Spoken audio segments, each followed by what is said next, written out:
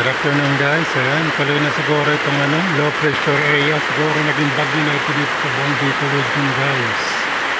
Ayan po, napakalakas po ng ulan. Ang lakas ng ulan dito sa Bicol region ngayong hapon. Ayan po guys, so I'm sure na magbaba na naman ito sa ibang lugar dito sa buong Bicol region.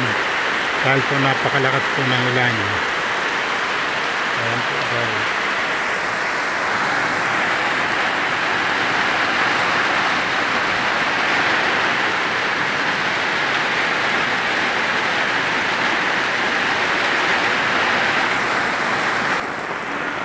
Ayan po guys. So bahang-bahang na po dito ngayon sa barangay Sitio Penurilan. Ayan po, bang-ba po mga kalsada dito ngayon. Tingnan nyo guys.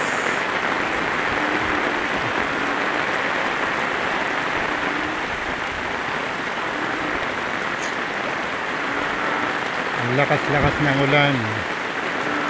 Umaba na dito ngayon. Ayan, so napakalakas ng ulan. Ba't simula pa ito kaninang tanghali hanggang ngayon hindi pa rin tumipil ang ulan, so napakalakas. Ayan po sila guys, ang ulan na ito dahil po sa LPE na naging bagyo na ngayon. Hindi ko pa alam kasi wala tayong monitor ngayon dito kasi nandito tayo sa bundok. Maya maya tayo magmumonitor.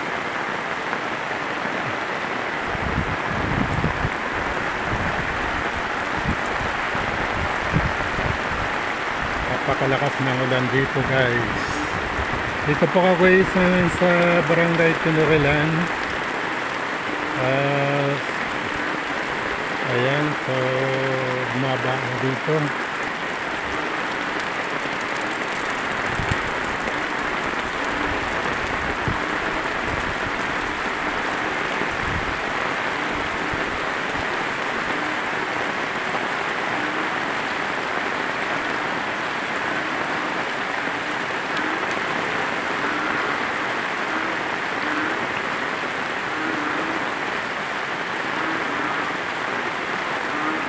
Bumaha dito kasi umulan ng malakas ngayong hapon.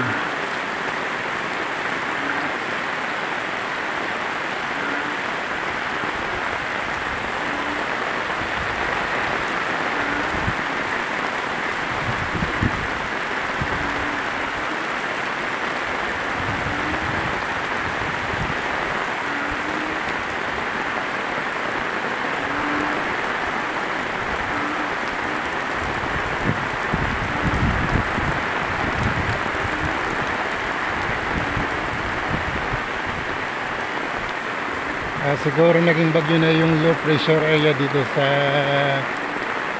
bandang may Bicol region at saka sa Mindanao. Ayan po sila guys.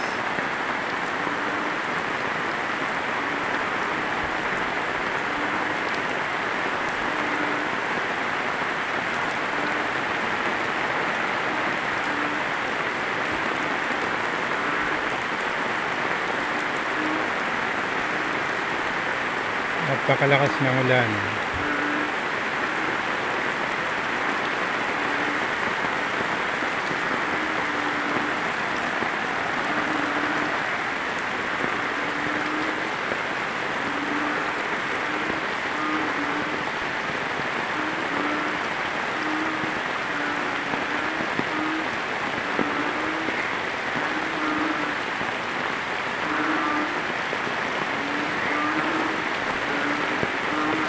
Siguro mamaya hanggang gabi siguro ang ulan na ito.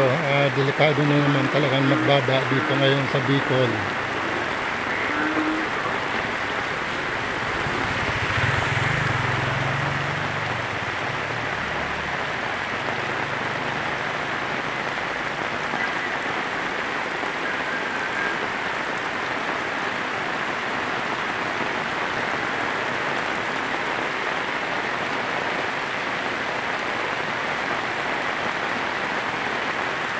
Okay guys, update po tayo sa panahon.